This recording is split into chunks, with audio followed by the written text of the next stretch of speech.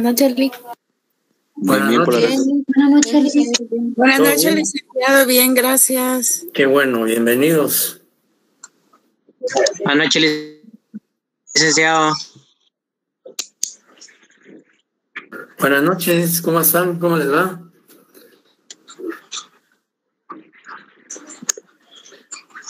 Pregunto si se mira la presentación. ¿Sí se ve? Sí, se ve. Sí, se ve. Okay. Muchas gracias. Bueno, entonces, aparte de darle la bienvenida, en lo que se conectan otros compañeros, vamos a dar la información textual, lo relativo a la ley orgánica del Ministerio Público y a la ley de la defensa público-penal. Por razones de tiempo y quizá más práctico, vamos a realizar una comprobación de lectura el próximo jueves en relación a estas dos leyes, Ley Orgánica del Ministerio Público, Decreto 4094, y la Ley de la Defensa Público-Penal, Decreto 12997. Son dos leyes relativamente pequeñas. La Ley Orgánica del Ministerio Público comprende 92 artículos y la Ley de la Defensa Pública como 68 más o menos. Y entonces vamos a hacer una comprobación de lectura el próximo jueves en horario de clase. Aquí sí no hay extraordinario porque no es examen, sino que es una comprobación de lectura. Entonces, para tener derecho a los 10 puntos que va a valer la comprobación de lectura, 5 puntos por la ley orgánica del Ministerio Público y 5 por la ley del Instituto de Defensa Público Penal. Por favor, que las leyes estén actualizadas. En el caso de la ley orgánica del Ministerio Público, la misma sufrió modificaciones en el 2016. Entonces, por favor, leyes actualizadas. Y en el caso de la ley de la defensa público-penal, creo yo que también ha tenido algunas modificaciones. Es que, por favor, que sean leyes actualizadas. Y les decía, la comprobación de lectura es, por supuesto, la comprobación de lectura, como me preguntan algunos compañeros, va a ser por esta plataforma, el Zoom. Entonces, va a estar ahí la comprobación y entonces, como les decía, el próximo jueves en horario de clase, tener un horario de 1 hora, hora y media más o menos, en Classroom, efectivamente en Classroom, no Zoom, sino es Classroom. Y como les decía, va a valer 10 puntos la comprobación. No hay extemporáneos, no hay porque no es examen, sino que hay que tratar de que todos estén conectados ese día y puedan realizar la comprobación de lectura. Bien, vamos entonces a iniciar nuestra clase el día de hoy y el tema pues ya está en la pizarra, proyectado en la presentación de hoy, y básicamente vamos a hablar sobre los sujetos procesales no esenciales. Concluimos con los sujetos procesales indispensables o esenciales que no pueden faltar en un proceso penal. A diferencia de estos sujetos procesales no esenciales, y por ello se denominan de esa manera, porque son sujetos cuya ausencia no afecta el desarrollo del proceso penal.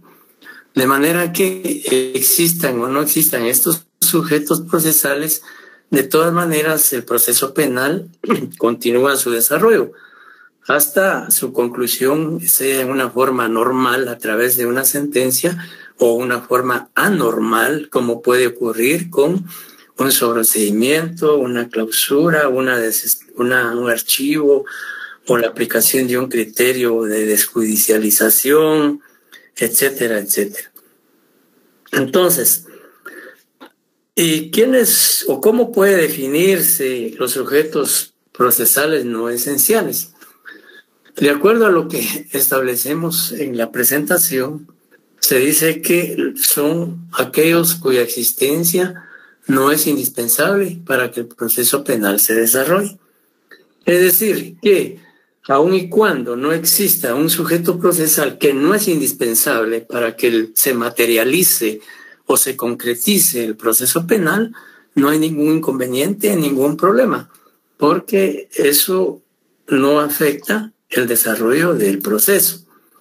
A diferencia de los sujetos procesales esenciales, se señaló que no pueden faltar en el proceso, y la ausencia de uno de ellos impide la prosecución o hilación de ese proceso penal. Entonces, por eso es que la doctrina le llama no esenciales, no indispensables, porque aún existiendo o no existiendo como sujetos dentro del proceso penal, eso no implica, digamos, la paralización del proceso penal. Entonces, por eso la definición es muy sencilla, muy práctica, al decir que son aquellos cuya existencia no es indispensable para que el proceso penal se desarrolle. Y, digamos, en este caso se habla de los sujetos procesales no esenciales. ¿Y cuáles son esos sujetos procesales no esenciales?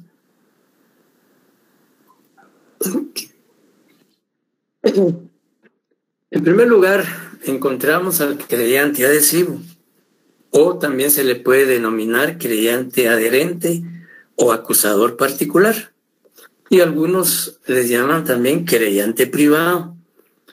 Y lo relativo al creyente adhesivo lo encontramos regulado en el artículo 116 al 123 del Código Procesal Penal. ¿Y quién es el creyente adhesivo? ¿Cómo podemos definir a este personaje dentro del proceso penal? Pues sencillamente se dice que el creyente adhesivo es la persona con capacidad procesal que interviene en los delitos de acción pública, como agraviado, ofendido o víctima en el proceso penal.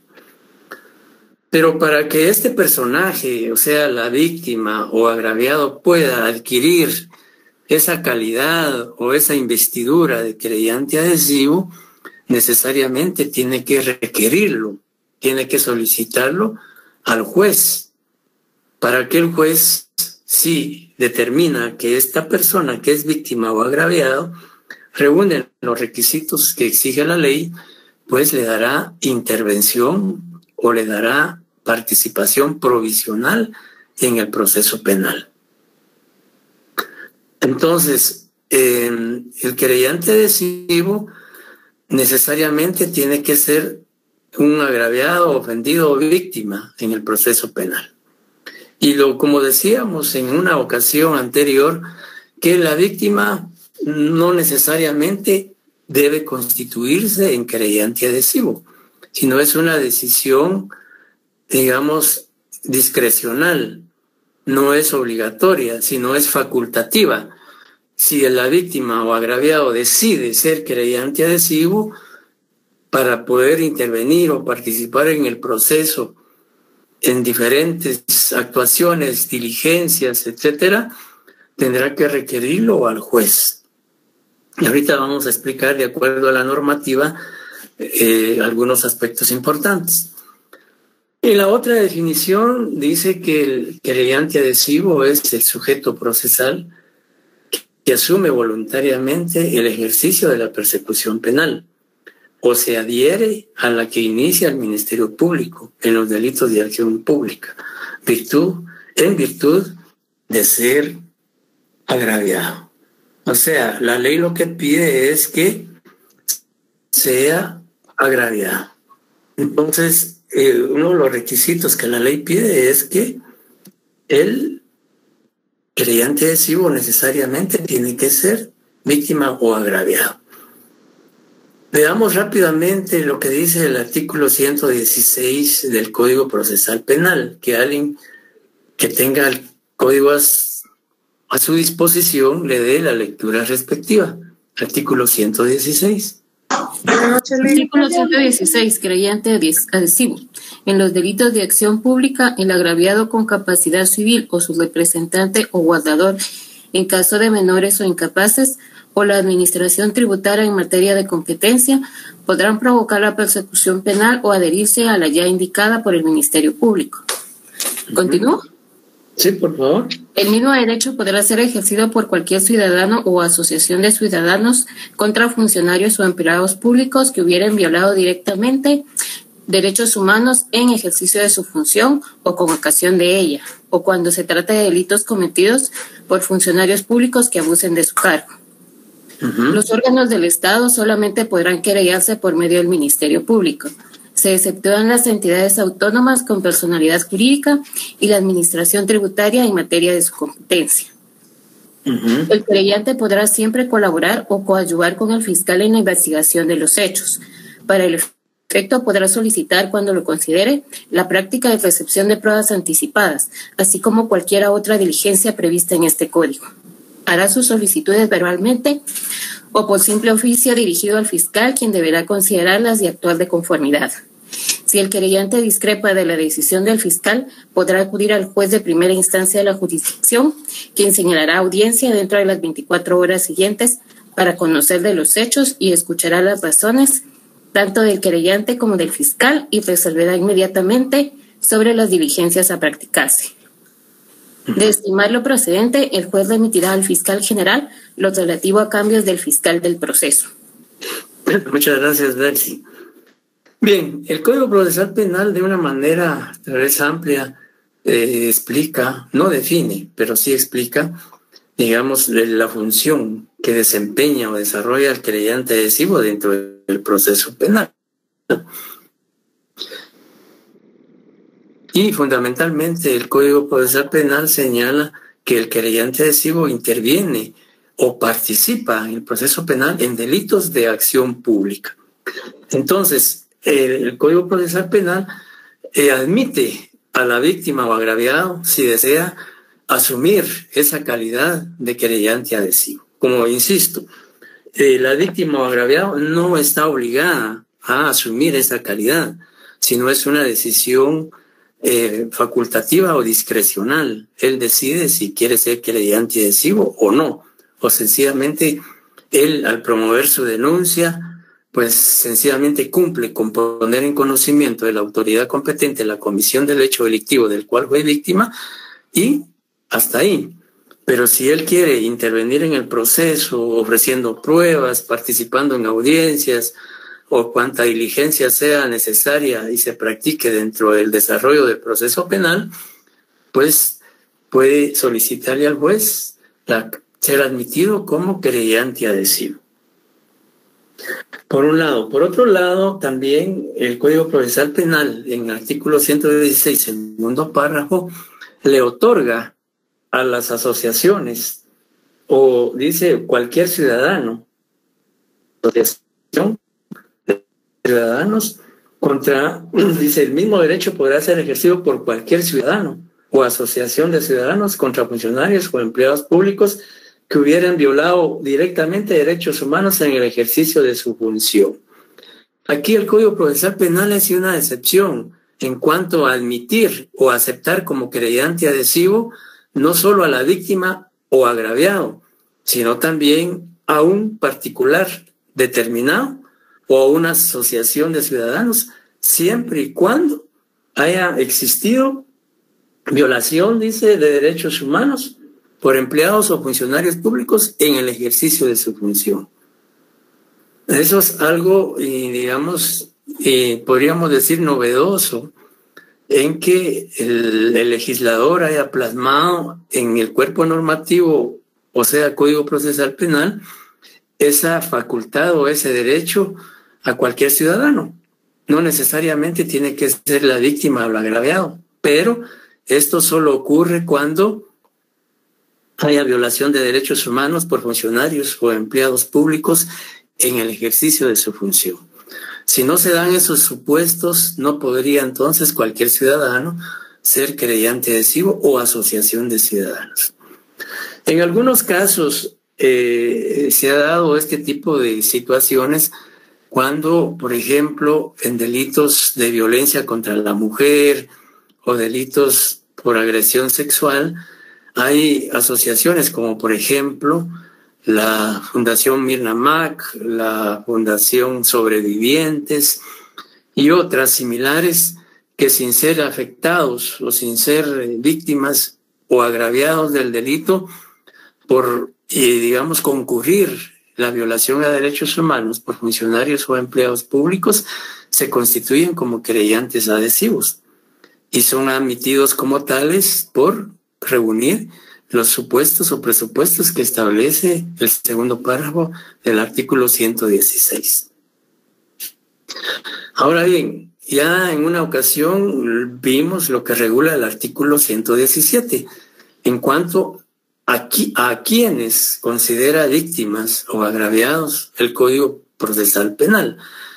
Veamos el artículo 117. No obstante que ya en alguna ocasión en clase tuvimos la oportunidad de leerlo y hacer referencia a ello. Sin embargo, atendiendo a que el tema es relativo al querellante adhesivo, pues retomemos la lectura de ese artículo. Artículo 117, reformado por el artículo 7 del decreto 18/2010 del Congreso de la República. Agraviado. Este código denomina agraviado, reforma por el artículo 38 del decreto 21/2016.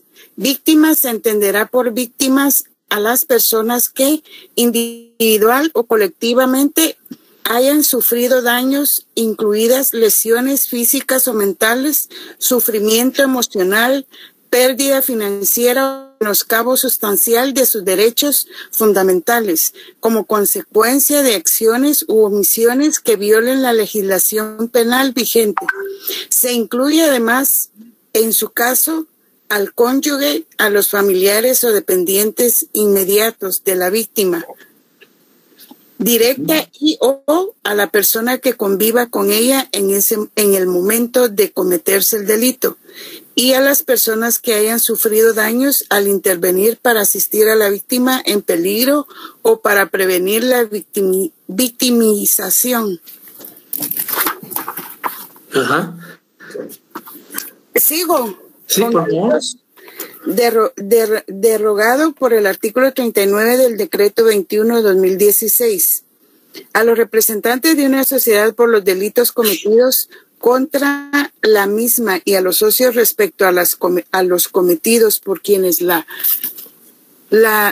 dirijan, administren o controlen. Uh-huh.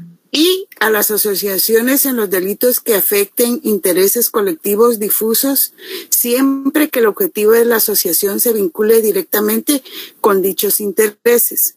El agraviado, aun cuando no se haya constituido como querellante adhesivo de conformidad con el presente código, tiene derecho a... Hasta ahí dejemos. Muchas gracias, Nora.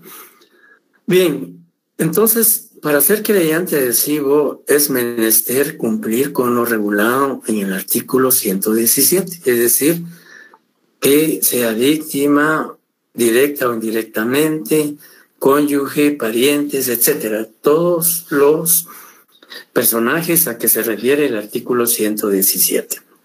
Incluso el artículo 117 no solo habla de las personas físicas jurídicamente individuales, sino también de las personas jurídicas morales abstractas o incorporales, como las asociaciones, fundaciones, cooperativas, etcétera, etcétera, siempre y cuando hayan sido afectadas por la comisión de un hecho punible. Y entonces, pues al tener, digamos, al existir la afectación de un derecho o la conculcación del mismo, pues automáticamente, si lo desean, pueden constituirse como querellantes adhesivos. No sé si habrá alguna duda hasta el momento. Sí, yo tengo una duda. Buenas noches. ¿Sí? Cuando dice usted que tenían participación provisional, significa que no va a estar durante todo el proceso, sino solo en ciertas Fácil. Sí, mire, lo que pasa es que la ley así lo señala. La ley dice que el querellante adhesivo puede pedir su intervención y el juez valorará si reúne los requisitos, pues lo aceptará como tal y le dará esa calidad. Y es una, digamos, intervención provisional. Pero veamos, tal vez nos vamos adelantando un poquito.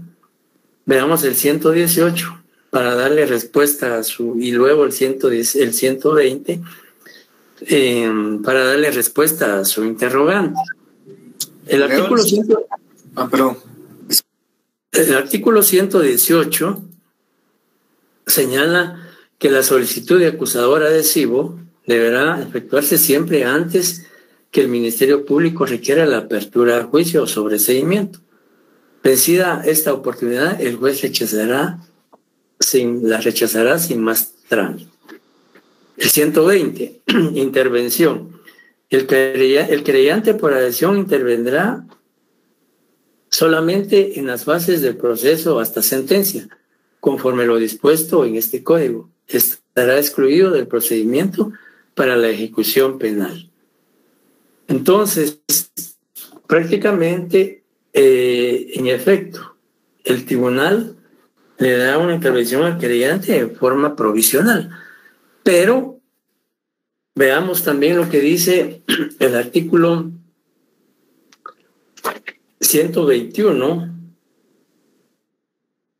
El 121 dice, decisión, el juez que controla la investigación dará intervención provisional al querellante que lo solicite o la rechazará si no la encuentra arreglada la ley, notificando ello al Ministerio Público para que le otorgue la intervención correspondiente.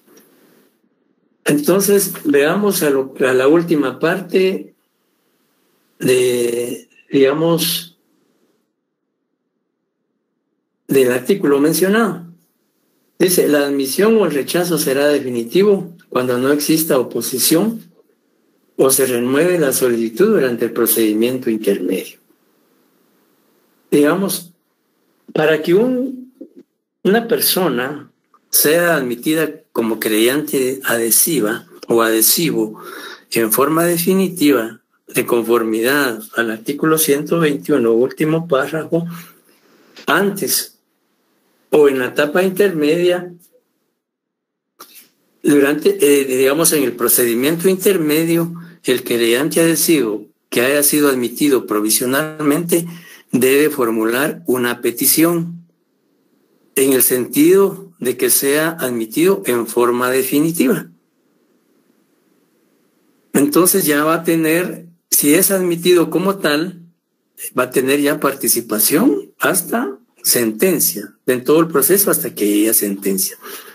Yo en una ocasión les decía que el Código Procesal Penal, en algunos artículos, y específicamente en estos a que estamos haciendo referencia, genera una desigualdad procesal entre la víctima y el sindicado. Porque, por ejemplo, aquí dice que la víctima que quiere ser querellante adhesivo se admite provisionalmente. ¿Y qué pasa si no reitera su petición para que sea admitido en forma definitiva? Queda fuera del proceso. Realmente ahí el Código Procesal Penal está haciendo prácticamente generando una desigualdad procesal, porque entonces si el querellante adhesivo no renueva su solicitud pidiendo ser admitido en forma definitiva, sencillamente queda fuera del proceso. Por un lado. Por otro lado, también el mismo artículo 121 señala en el segundo párrafo, dice, cualquiera de las partes podrá oponerse a la admisión de querellante, interponiendo ante el juez las excepciones correspondientes durante el procedimiento preparatorio y en el procedimiento intermedio. Y eso quiere decir que el imputado o su defensor se pueden oponer a que la víctima sea aceptada como querellante adhesivo. Allí evidenciamos otra desigualdad procesal. A cuenta de que, digamos, se le impide a la víctima constituirse como querellante adhesivo. Tiene todo el derecho, tiene toda la facultad de ser parte de ese proceso penal, nada más y nada menos que es la víctima, es la afectada.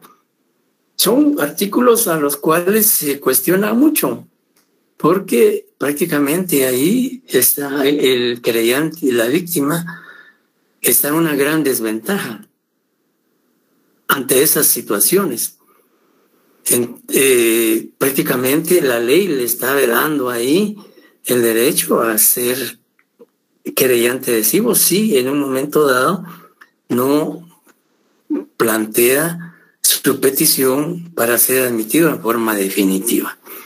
O sea, no debería de ser así, realmente. Si hablamos de igualdad procesal, no debería ser eso, porque la víctima, al constituirse como querellante adhesivo, debe ser aceptado en forma definitiva sin necesidad de que requiera nuevamente su admisión en forma definitiva.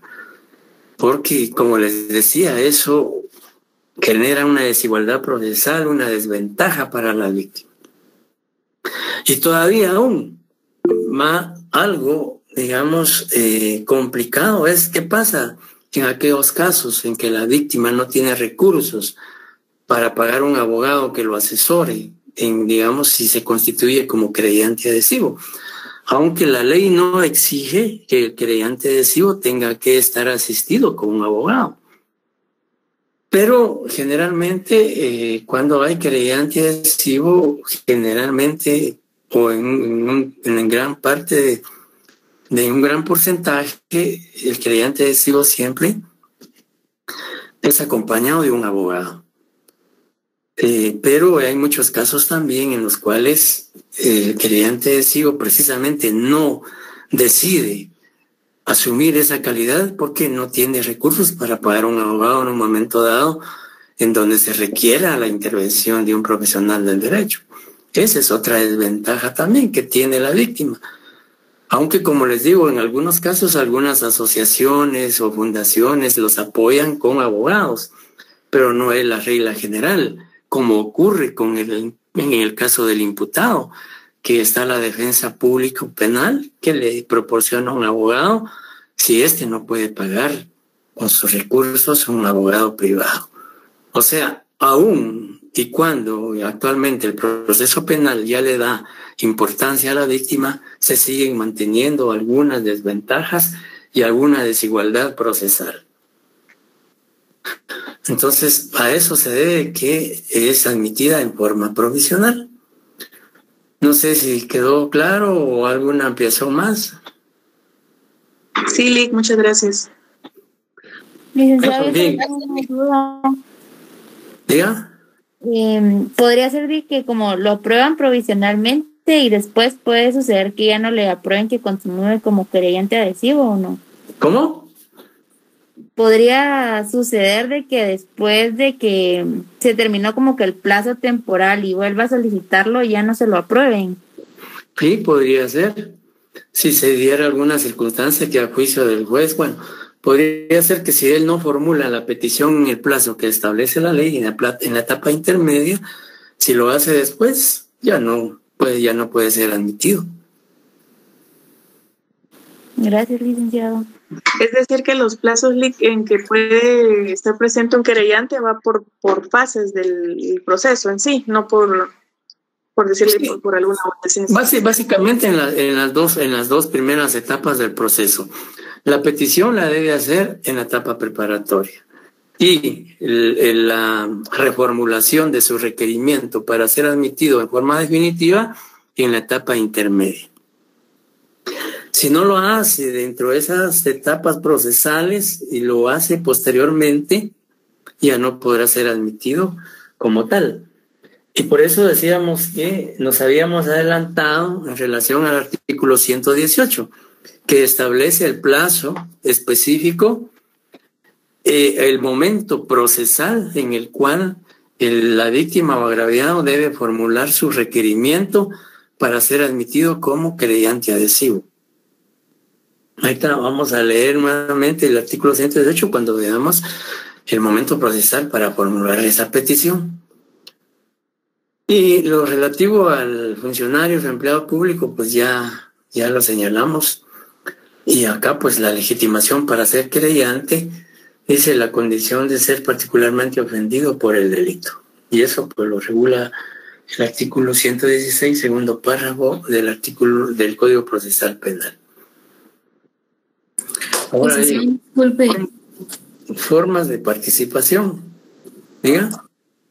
Si yo tengo una duda en relación al artículo 120, si se dictara sentencia y hubiera una apelación, ¿el querellante adhesivo puede participar como sujeto en esa apelación o quedaría? No, ya no. En las impugnaciones ya no. Él hasta sentencia. Una vez dictada la sentencia, esa es otra desventaja también, que el querellante adhesivo, dice la ley, que ya no puede y se estará excluido del procedimiento para la ejecución penal. Bueno, quizá aquí haciendo una redundancia, una aclaración. En cuanto a la ejecución penal, sí ya no tiene él, digamos, pero el querellante adhesivo sí puede participar en el desarrollo del juicio, en el desarrollo del debate. Y al dictarse sentencia, pues también en la etapa de impugnaciones sí participa, es decir, en el planteamiento de algún recurso. Digamos, en lo que usted decía, haciendo la rectificación, él ya no tiene participación en la etapa de ejecución. Pero, si en un juicio oral y público se condena, o sea, imaginemos que se absuelve al acusado por falta de pruebas o porque las pruebas no fueron suficientes para acreditar su participación y responsabilidad penal en el proceso y es absuelto, el querellante adhesivo podría plantear un recurso de apelación especial. Y hasta ahí, hasta esa fase de impugnaciones, tiene intervención el querellante adhesivo. Ya en la etapa de ejecución, que es la última fase del proceso, ya no. Y que también, como le decía, ahí también es otra desventaja, porque imaginémonos que fue condenado el acusado y que en un momento dado él solicite una libertad anticipada o una reducción de penas, ya no tiene intervención el querellante adhesivo. Esté o no esté de acuerdo con eso, ya no podría intervenir. Muchas gracias, licenciado. Para servirle. Bien, las formas de participación del querellante. De acuerdo a la ley, dice, en primer lugar, puede, como la víctima o agraviado, actuar como querellante adhesivo, coadyuvando con el Ministerio Público en la investigación. Dice, actuando como adhesivo o coadyuvante al lado del fiscal en los delitos de acción pública. Es decir, que la función del querellante adhesivo es contribuir, coadyuvar con el Ministerio Público en la investigación. Es decir, que él puede ofrecer pruebas, él puede incluso interrogar al detenido en su primera declaración, asistir a audiencias de acusación, es decir, en todas las diligencias del proceso. Precisamente para eso es que él decidió ser querellante adhesivo, para tener una participación directa, personal y activa dentro de ese proceso penal. Y la otra forma dice, actuando como único acusador sin intervención del fiscal cuando se trate de delitos de acción privada. Y aquí en este caso pues vamos a hablar directamente de lo que es el querellante exclusivo, porque la ley clasifica al querellante de dos tipos o dos clases. Por un lado, el querellante adhesivo, que es el que interviene en delitos de acción pública. Por el otro lado, encontramos al querellante exclusivo, cuya intervención es básicamente en delitos de acción privada. Así lo establece la ley. Veamos nuevamente el Código Procesal Penal en el artículo 122, que se refiere al querellante exclusivo. Alguien, por favor, que le dé lectura al 122. Artículo 122. Gracias, Cuando conforme a la ley, la persecución fuese privada, actuará como creyente la persona que sea el titular del ejercicio de la acción. Muchas gracias.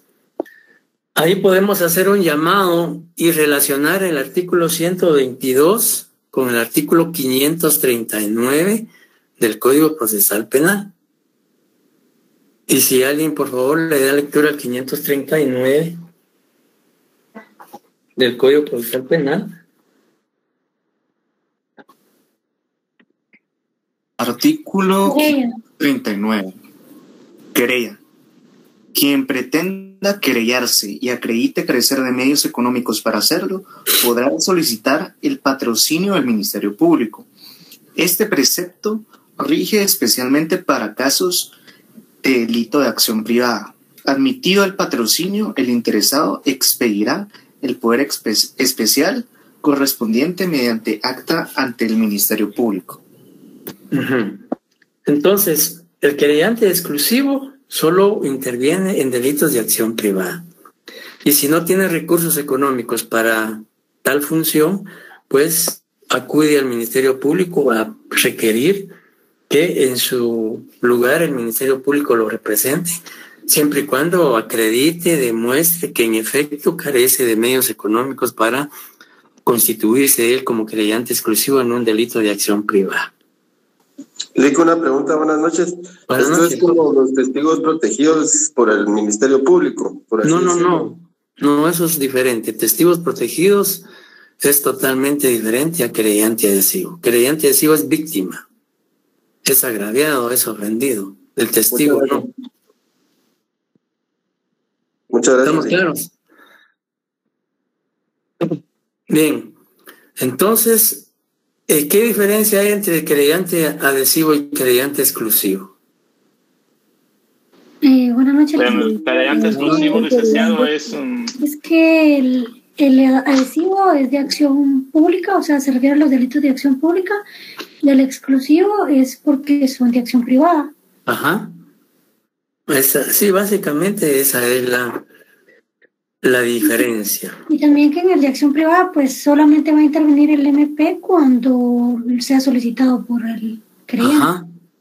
Ajá. Bien, ahora veamos el plazo que la ley establece para hacer el requerimiento para ser querellante adhesivo. Artículo 118.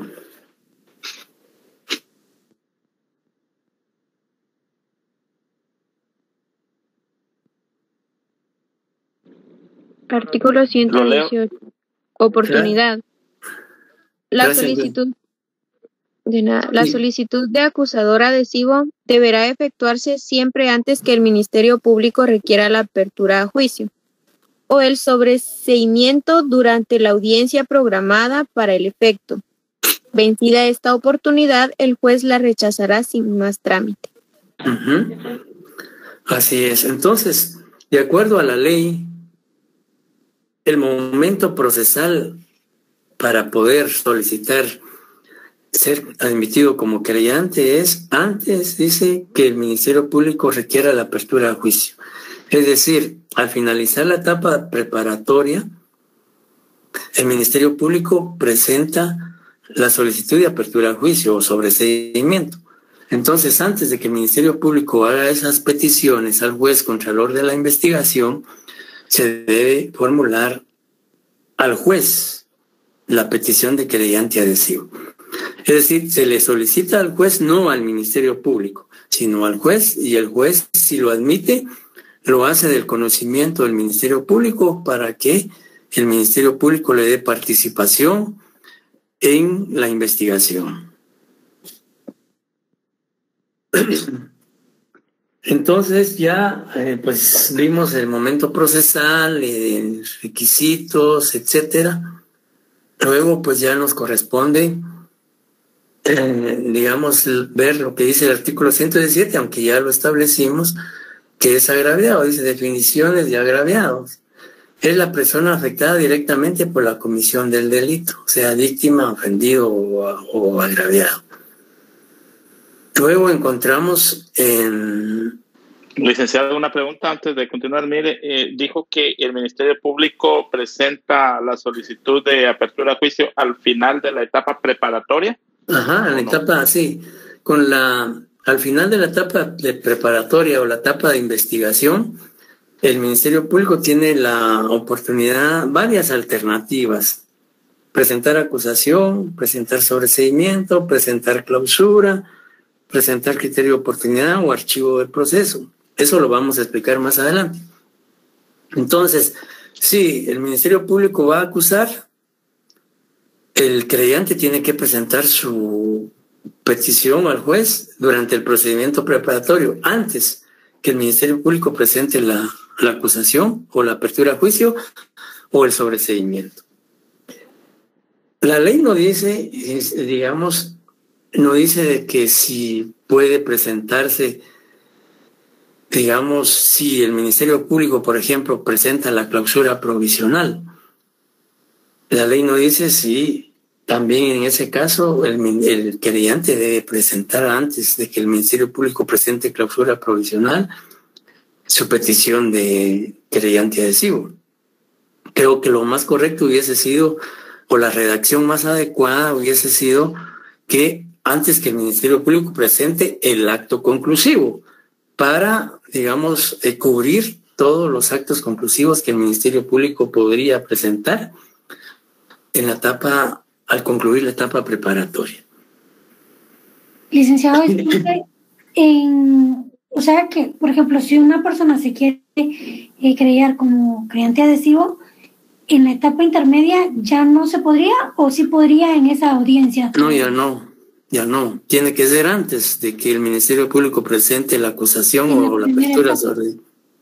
Porque ya en la audiencia, prácticamente ahí es donde se va a discutir la acusación. Ya la acusación está presentada. En la primera audiencia sería ya para definir que quede como querellante definitivo. Sí, digamos, o incluso al momento de presentar su denuncia, de una vez puede simultáneamente pedirle al juez que sea aceptado como querellante adhesivo. Lo que la ley no permite es que lo haga una vez el Ministerio Público haya presentado el sobreseimiento o la apertura a juicio al juez contralor de la investigación. Esa sería la etapa intermedia, ¿vale, licenciado? ¿Perdón? ¿Le podría hablar más recio? Que no le escucho. Bueno, licenciado, le preguntaba cuál sería la etapa donde el Ministerio Público presenta la solicitud de apertura a juicio. Al concluir la etapa de investigación o la etapa preparatoria y al presentar cualquiera de los actos conclusivos a que se refiere la ley, el momento que la presenta inicia la etapa intermedia. Licenciado, o sea, la etapa intermedia se inicia con la presentación del acto conclusivo por parte del Ministerio Público. Licenciado, ¿cuáles serían los motivos por los cuales se podría negar la adhesión como creyente? Que no sea víctima, que no sea ofendido, que no esté comprendido dentro de los que establece el artículo 117. ¿Y eso lo determina el juez ya en esa primera...? Por supuesto, el juez, cuando el juez recibe la petición de la víctima o agraviado para ser aceptado como tal, tiene que analizar y ver si reúne los requisitos, por un lado. Por otro lado, también que la petición sea presentado dentro del plazo que establece la ley. Por eso es que queda como provisionalmente en la etapa esa de investigación. Sí. La ley así dice, provisional, como le digo, aunque realmente no debería ser así. Lic, perdone, buenas noches. Katia, yo le entendí que para la solicitud de querellante adhesivo de acción pública, esta se realiza antes de que el Ministerio Público... lo que dice el artículo 118. Exactamente, pero tengo dudas con el querellante adhesivo de acción privada. No es adhesivo, es exclusivo.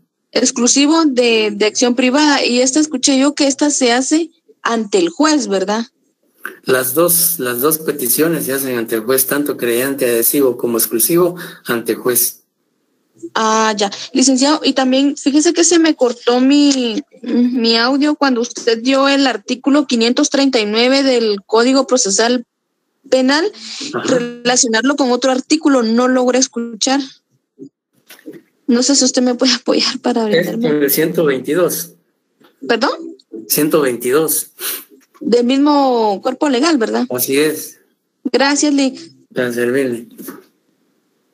Bien, entonces, derechos del agraviado. Claramente el artículo 116, cuarto párrafo, y 117, segundo párrafo, establecen los derechos del agraviado. E incluso lo importante de este artículo es que hace la salvedad que dice el agraviado, aún cuando no se haya constituido como creyente adhesivo, de conformidad con el presente código, tiene derecho a, y hace una enumeración, el código, de todos los derechos que tiene la víctima en el proceso penal, además de otros que puedan estar diseminados a lo largo de los diferentes artículos del Código Procesal Penal. Sin embargo, el 117 hace una especificación o un catálogo de los derechos esenciales que tiene la víctima en el proceso, aun y cuando no sea creyente adhesivo. Y pues claramente ahí señala la ley pues cuáles son. Entonces, establecer o ver lo que dice el artículo 117 en cuanto a los derechos de la víctima. Y la oportunidad procesal para solicitar ser admitido como creyente, ya lo vimos y lo señalamos en el artículo 118, que es antes que el Ministerio Público requiera apertura a juicio y formule acusación o sobreseimiento. En cuanto a otros intervinientes, digamos, el creyente adhesivo dice es la persona que por sí misma o por medio de su representante ejerce la acción penal pública en acción privado, actor en la reparación digna. Luego, también hablamos ahí del tercero civilmente demandado, que también es otro personaje que es un sujeto procesal accesorio, porque, digamos, en el proceso penal, recordemos que ya en su momento hablamos del tercero civilmente demandado y dijimos que esta persona solo puede ser vinculada o llamada, más que todo, no vinculada, sino llamada al proceso penal para responder por reparación digna o por daños y perjuicios causados por el delito o falta. No puede imputársele ninguna responsabilidad penal. Entonces, como un segundo personaje o sujeto procesal no esencial, encontramos al tercero civilmente demandado. Entonces, hemos hablado ya básicamente del primer sujeto no esencial en el proceso penal, encontramos al creyente adhesivo. Luego encontramos al tercero civilmente demandado. Y luego también encontramos a otros que intervienen en el proceso penal, como la Policía Nacional Civil y los consultores técnicos, que de una u otra manera la Policía Nacional Civil, de acuerdo a su ley orgánica y al artículo 112 del Código Procesal Penal, son auxiliares en la investigación del Ministerio Público. Es decir, el Ministerio Público se apoya en elementos de la Policía Nacional para, digamos, efectos de su investigación. Esa relación, esa coordinación que existe entre la policía y el Ministerio Público es estrictamente en materia de investigación. Veamos rápidamente el artículo 112, que dice del Código Procesal Penal. Artículo 112, función. La policía, por iniciativa propia, en virtud de una denuncia por orden del Ministerio Público, deberá, numeral 1, investigar los hechos punibles perseguibles de oficio. Numeral 2, impedir que estos sean llevados a consecuencias ulteriores. 3, individualizar a los indicados. 4, reunir los elementos de investigación útiles para dar base a la acusación o determinar el sobreseimiento. Y 5, ejercer las demás funciones que le asigna este código. Si el hecho punible depende para su persecución de una instancia particular o autorización estatal, regirán las reglas establecidas por este código. Reformado por el artículo 13, decreto número 7997 del Congreso de la República, los funcionarios y agentes policiales serán auxiliares del Ministerio Público para llevar a cabo el procedimiento preparatorio y obrarán bajo sus órdenes en las investigaciones que para ese efecto se realicen. Gracias. Bien, ahí claramente está establecido qué función tiene la policía en relación a la investigación que realiza el Ministerio Público. Y generalmente, pues la policía tiene muy buenos investigadores, y también antes de que se creara el INASIF, la policía también tenía peritos en documentoscopía, en dactiloscopía, en balística, etcétera, y que apoyaban al Ministerio Público en la investigación y en peritajes. Hoy pues ya prácticamente esa función la absorbió el INASIF. Entonces, concluyendo o resumiendo, que de sujetos procesales, accesorios o no esenciales, ¿quiénes están?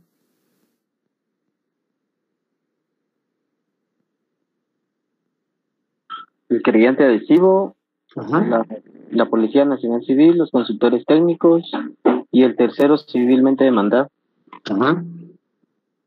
Y también está el querellante exclusivo en delitos de acción privada.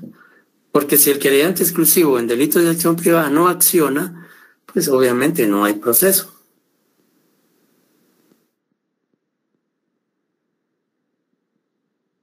En cuanto a lo que es, vale la pena hacer la quizá aclaración en cuanto a esto último de Policía Nacional y consultores técnicos. En cuanto a algunos, yo los he citado aquí como, digamos, más que todo, tal vez no como sujetos procesales. ¿Por qué? Por eso le pusimos ahí otros intervinientes. Y hago la aclaración para que no consideremos que tanto la Policía Nacional como los consultores técnicos sean, digamos, sujetos procesales no esenciales, sino que estos más que todo son, digamos, tanto la policía como los consultores técnicos intervienen en el proceso. La Policía Nacional, porque por disposición de la ley, tienen que ser auxiliares del Ministerio Público en la investigación, ¿ya? Y que ellos, pues por supuesto, con las funciones que desarrollan en materia investigativa, aportan al Ministerio Público información o contribuyen a través de sus investigadores realizar, valga la redundancia, la investigación que el Ministerio Público les señale, les indique. Entonces, estos prácticamente no son ni parte ni sujetos procesales, sino que prácticamente son colaboradores o auxiliares en la Administración de Justicia y sobre todo la Policía Nacional en materia de investigación con el Ministerio Público. Y en cuanto a consultores técnicos, pues los mismos, digamos, participarán en el proceso siempre y cuando alguna de las partes o el Ministerio Público requiera la intervención de consultores técnicos para determinada diligencia. Y miremos el artículo 141. ¿Qué dice el artículo 141? Artículo 141. Consultores técnicos. Si, por las particularidades del caso, alguna de las partes considera necesario ser asistida por un consultor en una ciencia, arte o técnica, lo propondrá al Ministerio Público o al tribunal, quien decidirá sobre su designación, según las reglas aplicables a los peritos, en lo pertinente, salvo que sea legalmente inhábil conforme a este código. Que el consultor técnico podrá presenciar las operaciones periciales y al hacer observaciones durante su transcurso, pero no emitirá dictamen. Los peritos harán constar las observaciones. En los debates podrá acompañar a quien asiste, interrogar directamente a los peritos, traductores o intérpretes y concluir sobre la prueba pericial, siempre bajo la dirección de quien lo propuso. Ay, gracias. Entonces, como claramente lo dice la ley en el artículo 141, los consultores técnicos pues son más que todo propuestos o requeridos por alguna de las partes o por el Ministerio Público, cuando sea necesario, digamos, su participación en alguna ciencia, arte, etcétera, ¿verdad? Entonces, se le pide al Ministerio Público, imaginemos que el querellante adhesivo quiera proponer a un técnico, un consultor técnico en determinada área o materia, pues se lo requiere al Ministerio Público o al juez para que el juez lo admita o el Ministerio Público lo admita como tal, exclusivamente para esa función. Entonces, es tanto la policía como los consultores técnicos, de una u otra manera, digamos, coadyuvan en la persecución penal, en la administración de justicia, como, digamos, en las circunstancias en que el Ministerio Público lo requiera, o una de las partes. Licenciado, disculpe, ¿entre estos otros intervinientes puede estar el INASIF? Sí, por supuesto, el INASIF, cualquier otra institución que de una u otra manera pudiera aportar alguna información al proceso penal, que prácticamente serían como auxiliares en la investigación o en la administración de justicia. Pero básicamente los sujetos procesales no esenciales son el querellante adhesivo, el tercero civilmente demandado y también el querellante exclusivo, aunque el querellante exclusivo, ahí sí que hacemos la aclaración, que el querellante exclusivo en delitos de acción privada se convierte en un sujeto procesal principal, porque si no existe un querellante exclusivo para promover la acción privada, no habría proceso penal.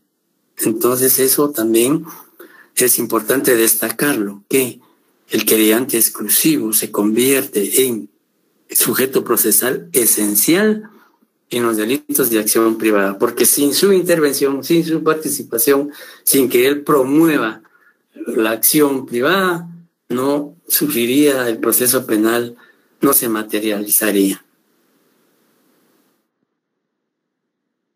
Bien, compañeros, no sé, pues hasta ahí estamos con este tema. Ya en estos días, pues vamos a pasarles al compañero que me apoya las presentaciones para que se las remita a ustedes. Licenciado, una pregunta, disculpe, en el caso del querellante provisional, adhesivo, provisional y definitivo, se está hablando de la misma persona, pero en las diferentes etapas del... Sí, es la misma persona. Gracias. Licenciado, muy buenas noches. Buenas noches. Con relación a los consultores técnicos, no sé si es posible que usted me pudiera apoyar en la diferencia entre un consultor técnico y un perito. Bueno, primero, el perito, digamos, podría decirse que en cuanto a grado académico o, digamos, su preparación pudiera ser mucho más amplia que la de un técnico, por un lado. Podríamos ver una diferencia en cuanto a la formación y la capacitación. En cuanto a otra diferencia entre perito y técnico o consultor técnico, es la intervención en el proceso penal, que, como la ley lo dice, el técnico no emite un dictamen, sino solo es un consultor que asesora a una de las partes en el proceso penal, y la ley no le requiere que emita dictamen. En tanto que, digamos, el perito sí debe emitir un dictamen, dependiendo su especialidad o la materia que digamos, por el cual es propuesto. Básicamente podría decir esas son, porque la especialidad, porque hay técnicos, por ejemplo, especialistas en documentoscopía, en balística, pero hasta ahí son técnicos, no tiene el grado académico de licenciatura o una maestría, etcétera, etcétera, sino que por eso se dice que es un técnico nada más. No ha concluido, digamos, la licenciatura o la especialidad más allá de por ejemplo, en el caso de los técnicos en criminalística, ellos únicamente, según el pensum de algunas universidades, y que incluso la nueva carrera que implementó la Universidad de San Carlos de Guatemala, que es el técnico y licenciatura en criminalística y criminología, el técnico pues puede adquirir el título de técnico con, digamos, el tercer año aprobado. En tanto que la licenciatura o la especialidad en un área específica es a través de la licenciatura. Entonces, eso básicamente podría ser la diferencia, ¿no?, entre un técnico y un perito. Sí, precisamente por eso le hacía la consulta, ¿verdad? La compañera preguntó si entre los consultores técnicos podría estar el INACIF. Yo le diría que el INACIF, la mayoría son peritos, no tienen un grado académico técnico, sino que son ya unos profesionales en cada una de las áreas. Ajá. Y por un lado también, digamos, un ejemplo de los técnicos digamos, podría hablarse de los técnicos en escena de crimen, con los que cuenta el Ministerio Público, porque ahí hay técnicos en escena de crimen, hay técnicos en fotografía, hay técnicos en planimetría, hay técnicos en dibujo, etcétera, etcétera. Estas personas tienen esa profesión de ser técnicos. Ya, digamos, ese es un ejemplo de técnicos con que cuenta el Ministerio Público. Y como usted decía, los peritos, pues ya el nivel académico es mayor. Licenciado, buenas noches. Buenas noches. En el caso de los informes que estos técnicos y peritos generan, son vinculantes en el proceso. Ajá. Sí. Ajá. O sea, sí. Digamos el peritaje que emita un perito, valga la redundancia, por ejemplo, en balística, dentro de un proceso penal, es válido, digamos, es prueba. Y recordemos que digamos, ya en un juicio oral y público, el perito tiene que llegar a ratificar su dictamen. Y también puede ser cuestionado, interrogado por las partes en relación a ese dictamen. Y si ese dictamen no es redarguido de nulidad o falsedad, obviamente adquiere la autenticidad que de conformidad con la ley se le debe asignar. Y por eso es que en un juicio oral y público los jueces de sentencia, al emitir su fallo judicial, hacen un análisis y una valoración de esas pruebas, incluyendo los peritajes. Y ahí ellos indican si le dan valor o no a ese peritaje, teniendo que argumentar por qué le dan valor y por qué no le dan valor. Entonces esos peritajes son válidos, primero porque son expedidos por profesionales en la materia. Segundo, porque esos peritajes, en tanto no sean, digamos, cuestionados de falsedad o alguna arbitrariedad, pues tienen eficacia jurídica y los jueces le dan valor probatorio. Y por supuesto, el perito que los emita tiene que estar debidamente colegiado, activo, para que también ese peritaje tenga validez. No sé si queda bien clara la pregunta. Sí, licenciado, muchas gracias. Bien, compañeros, entonces, si no hay ninguna otra pregunta, solo reiterarles lo manifestado al inicio de clase respecto a la comprobación de lectura que vamos a tener el próximo jueves sobre la ley orgánica del Ministerio Público y la ley del Instituto de Defensa Público Penal. En este tipo de de pruebas no hay extemporáneo, no hay extraordinario. De tal manera que, por favor, todos tienen que someterse a esa prueba porque no hay segunda oportunidad. De acuerdo al reglamento, las comprobaciones de lectura no son exámenes y no puede haber, digamos, extemporáneos. A las 19 horas se va a hacer y pues la mayor información, en caso de dudas, pues podríamos todavía conversarlo el día martes, el día de clase. Y también ya la otra semana estaremos remitiéndoles otros laboratorios para que sigan practicando casos prácticos. Bien, entonces con esto concluimos nuestra clase. Feliz noche, que descansen, buen fin de semana. Muchas gracias. Buenas noches. Buenas noches, licenciado.